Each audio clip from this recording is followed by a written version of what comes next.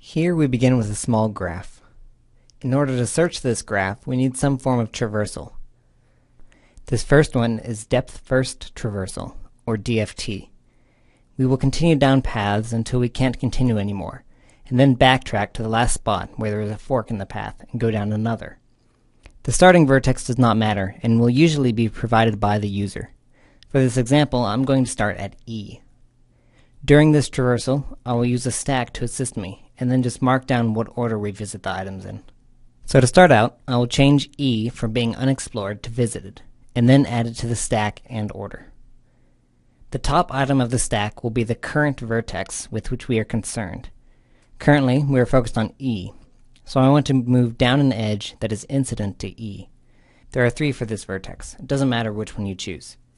As we travel down the edge, we mark it as discovered. This brings us to vertex C, so we can mark it as visited and add C to the stack. Since C is the top item on the stack, it is now our current vertex. So we repeat the same procedure. We arbitrarily choose one of the unexplored edges incident to this vertex and travel down it, marking the new vertex. Occasionally, there will only be one incident unexplored edge, so it will be our only choice. Here we have an unexplored edge, but it leads to a vertex that has already been visited. We don't want to visit it again, so traveling the edge would result in us simply going back to G. Instead, we mark this edge as a back edge. When a vertex no longer has any incident edges that are unexplored, we remove it from this stack and focus on the new top vertex. Here we go all the way back to C.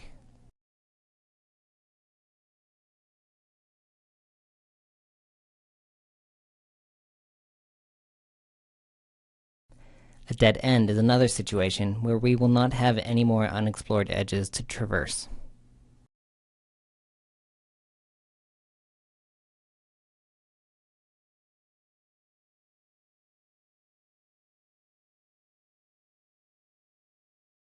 If the graph contains other items, they will not be visited by this traversal.